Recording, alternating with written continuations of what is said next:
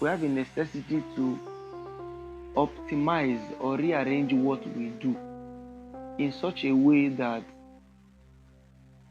we only get involved in things that are relevant for the phase of life we are.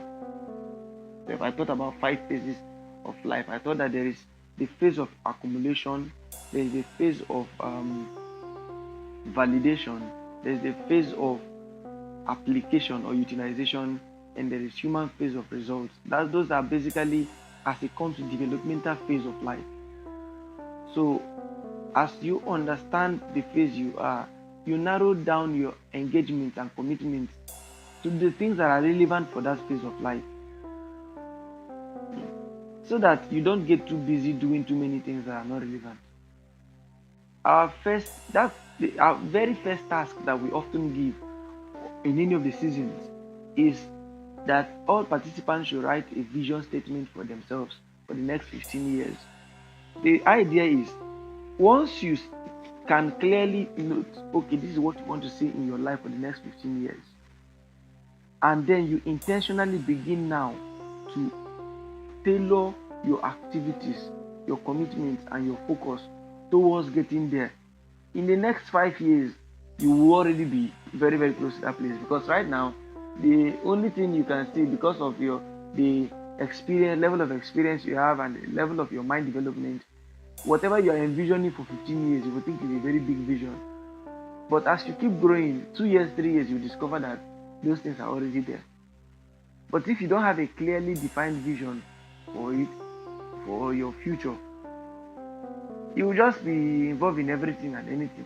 As in my life, currently I try to make out time to be wherever I'm invited, to speak, to teach, to sing.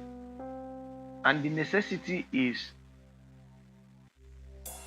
I am expanding my stakes and my coverage and my audience.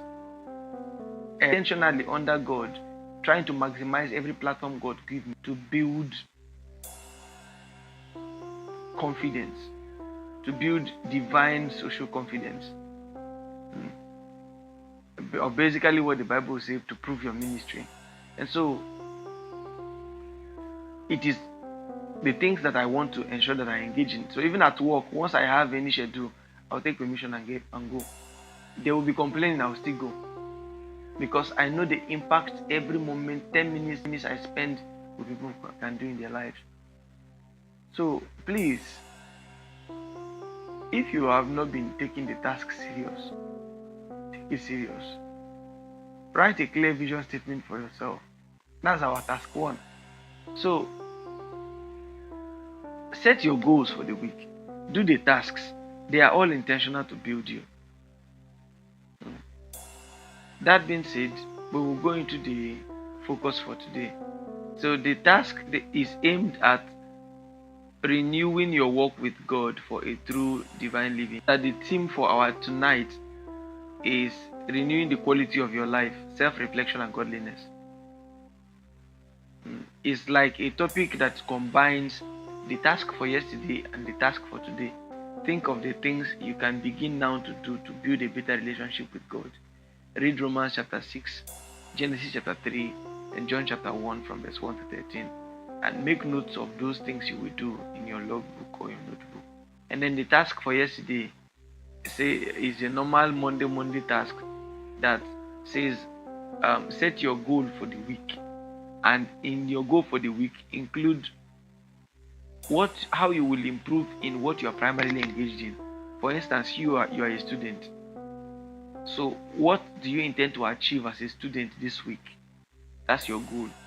Now there is the number 2 component, your personal development.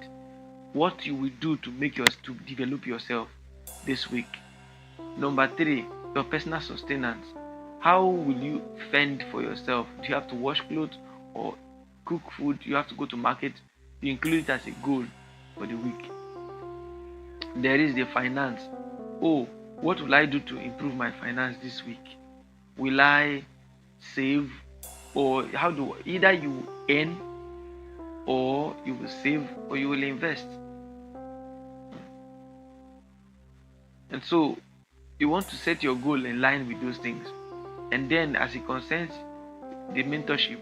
Do you have a goal to participate in the entire mentorship session this week, or to be doing your task, which I often recommend that everybody should include? And then there's the last one, your spiritual life. You set goal for it. This week, I must study the Bible, or I must pray for 3 hours. Then I will split the 3 hours into 30 minutes every day. Or I must have a 6 hours, I must pray, have all night prayers 2 times in a week. Or I must pray, do night prayer, midnight prayer twice in a week. Or I must read 2 chapters of the Bible. You pick the chapter in a week. Or any of those things. I must study about the love of God this week. As you said those things, you are unintentional. You are intentionally and consciously improving yourself. When you talk about a high quality life, it's a life that is focused, a life that is focused on something reasonable, and that life is not wasting in another area. So you're targeting something. You see, when you talk about quality, you're talking about the extent of value that something carries. The extent, a measure of value that you can derive. So if I buy something and I say this is high quality, I'm saying this thing can either last long, or it will give me some level of prestige, and it does not easily break or scatter. And so something that a life that you want to qualify as good, high quality life, is a life that is anchored on things that establishes it and will make it last long. That is why the justification of what is right or wrong in her definition is very, very key, because she used the word right. She didn't say good. And it means that if I want to talk about that my life is a high quality life, I want to look at my focus, whether I'm doing something that is right for where I am going. And that is where visions comes in. Now, it may not be visible to others per se at the beginning, but I am intentionally doing what I am doing when I'm supposed to do it, because of the long-term value it creates. How intentional I am. And so this is very, very vital once we factor it into our daily life. But also, she made mention of the impact. The impact. When I want to talk about impact, basically, impact is usually the movement that your presence causes, a change that your presence causes. So if your presence causes a positive movement, we say it's a positive impact, a positive change. If the things you do cause a positive change in the lives of others, it's a positive impact. And so a high quality life is a life dedicated towards a positive cause that can outlive that life, and is focused towards achieving it while living in a way that their lives are for good and not for evil of others and themselves, and to the glory of God. This is very, very important. This definition I gave is very, very wide and robust, but if we factor that in, they need to be good enough.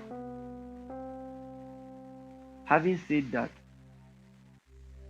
am I correct? Will I be correct if I say that many people are living low quality lives?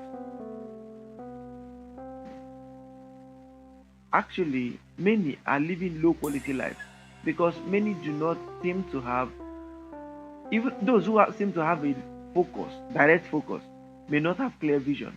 Some who have clear vision do not have clear focus. Some who have clear focus are distracted. They are very, very distracted. And I don't like to stay around people who are distracted. People who easily get involved in everything that come around. Anything can just drag them off from one place to another. It basically looks like they don't know what they're doing. So they are everywhere without intention. I do not like such kind of life. I don't also like a life that once I enter a place, there's basically no for my comment. The people there can't see a difference in my life. There's nothing positive about my comment. So I'm very, very conscious of it. Now, what are the things that make somebody's life high quality? The character of the person. Character, the kind of character you portray will influence the quality of life that you live. We just talked about goal setting. The quality of your life will depend so much on your normal daily routine. And so, if you don't have clear goals that you're pursuing, you basically don't have high quality life. And so, we know someone who is living a high quality life by their vision, by their determination, core determination to achieve things, their level of consistency and commitment what they are doing. The kind that we all can agree that even commitment and consistency can be somebody's character. You can build consistency in a way that it becomes your character. In a normal thing, you become so obsessed with doing what you want to do and staying there. And so, if we want to improve the quality of our lives, then there has to be a need to constantly reflect on what we are, the characters, and just our life generally. That's why the task for yesterday on character development says reflect on the things you did to people recently that you know you really did not do well. Then make a list of how you could have done it better, especially for the next time, if you can restore what is wrong. So if I did something and it was not fine, will I repeat that same thing again? If I have when opportunity comes, then it means my life is poor.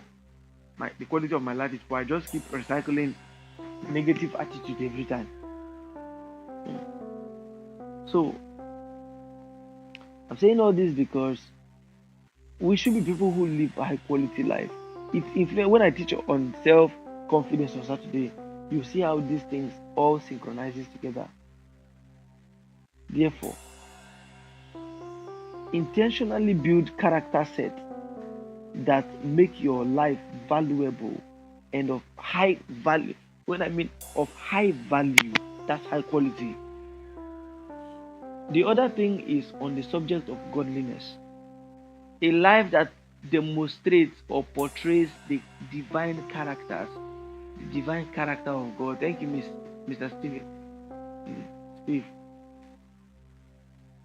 And so, a life that demonstrates the attributes of God, that is a godly life.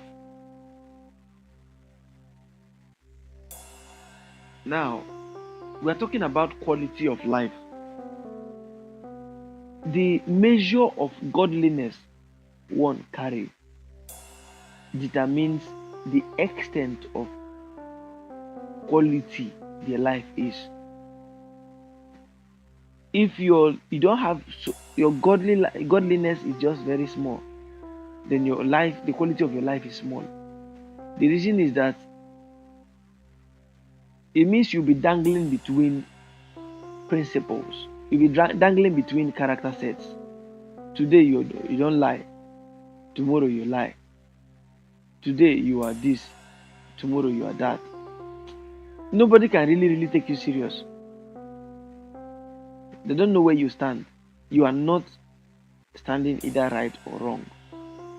And from Miss Victoria's definition, doing the right thing, whether right time or wrong time, now living a right kind of life before God makes you right everywhere.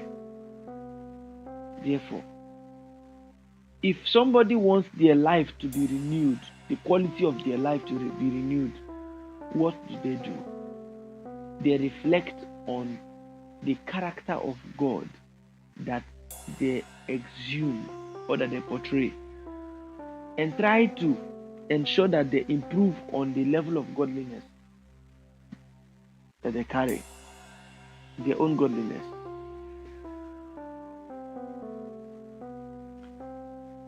But it often will begin at self-reflection. So you want to check yourself.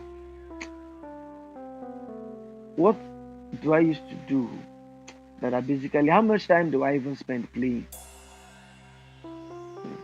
or gisting? Topics I often talk about, careless topic, careless talks. Small thing, I choke mouth everywhere and talk anyhow.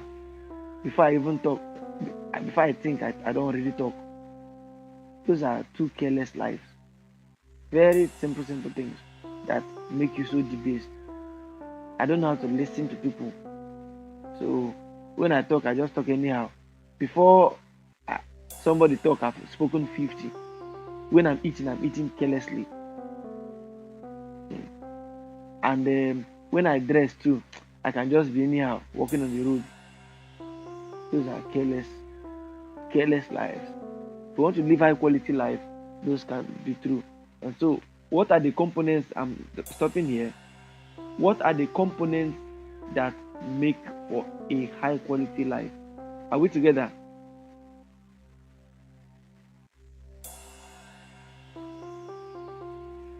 Good. Number one is that life must be visionary. The person must be living their life towards a vision, because that's what propels you to keep consecration. If you don't know where you're going, you'll be going like walking like dog.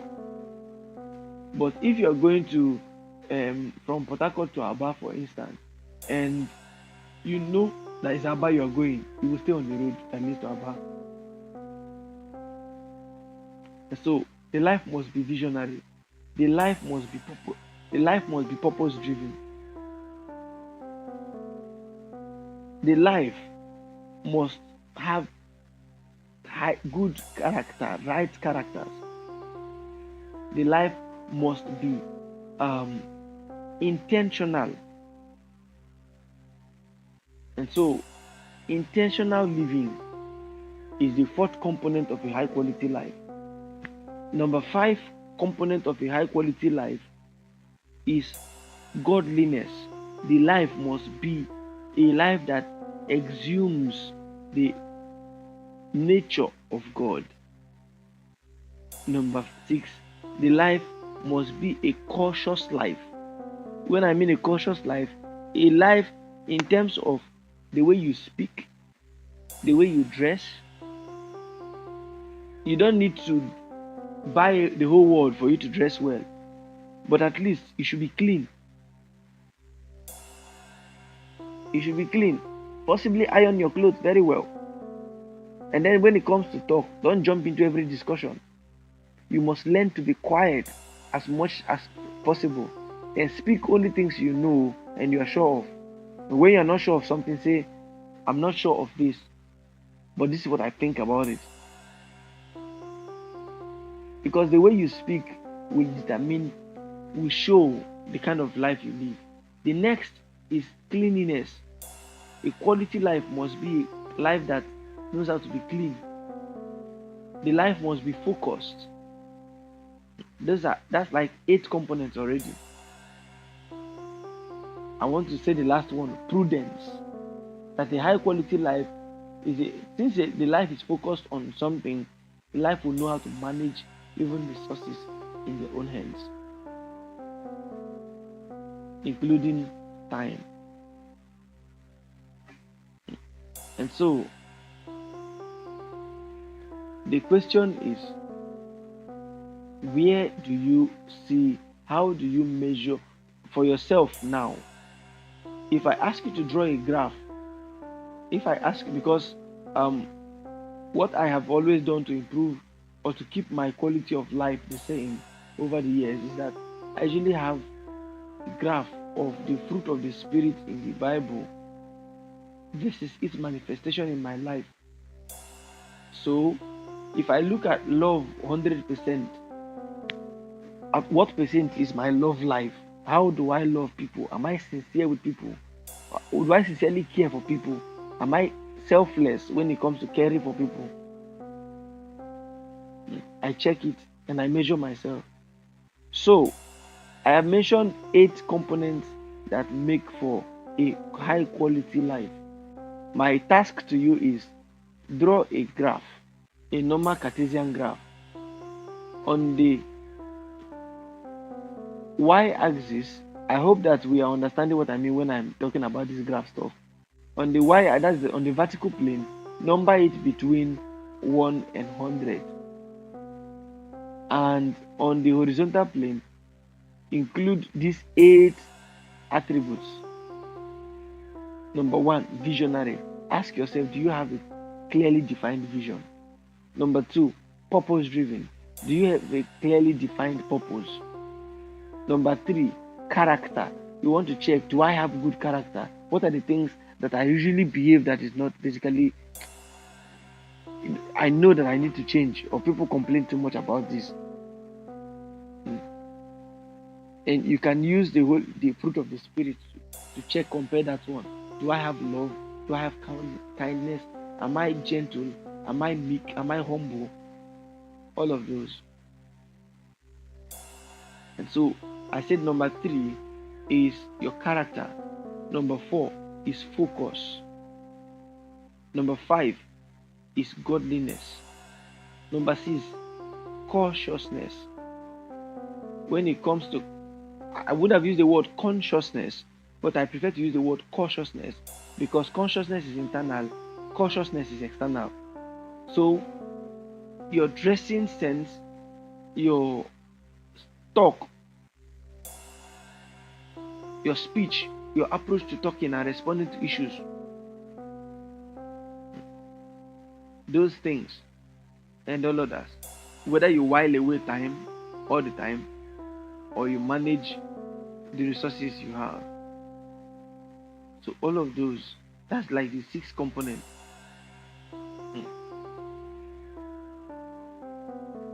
I talked about 7th components, prudence.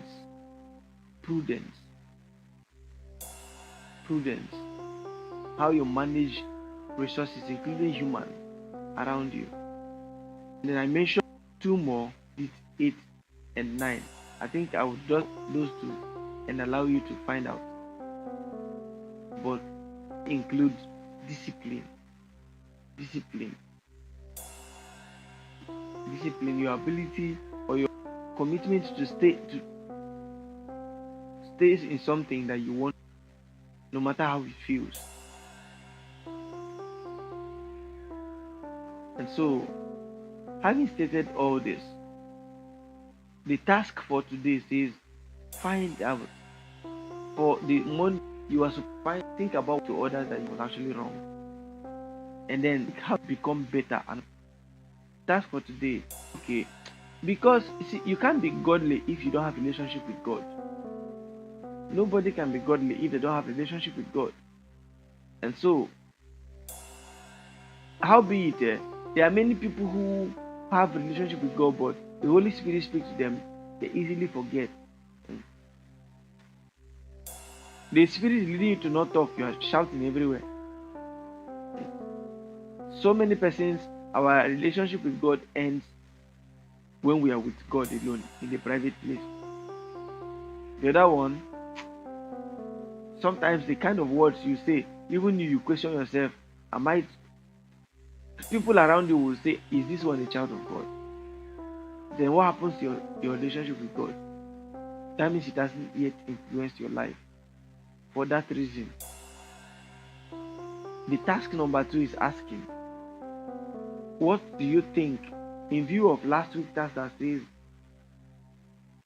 look at who you should be before God and who you are, and note the difference. Why do you think the gap is there? That is, if God called you to be a priest, or if God called you to be a star, and you are not a star, you're just a mere person walking on the road, what happened? How do we become better? That's today's task. In your walk with God, God have called you His son. God have called you this and that. How do you become better? Because you need to relate with God so that as you relate with God, your level of godliness will improve. See, also to you also adds your level of self-sufficiency also improve the quality of your life. If you often beg for many things, then life, people might easily want to look down on you, and you will all. So all of these things, we have to be conscious of it. There is a need that we intentionally begin to align ourselves to these things so as to make the quality of life that we better ever. Continue to do it in line with our mentorship goals and our tasks. You will discover something. You will begin to like yourself. Your self-confidence will boost. And on Saturday, when I teach about self-confidence, you will notice when we talk about quality is a constituent, things that are inside of you. So when we talk about confidence, we not talk about what the content inside of you brings out of you, makes you to present, how it presents you before others. That's what we're going to discuss on Saturday. And then on Thursday, we are going to be talking about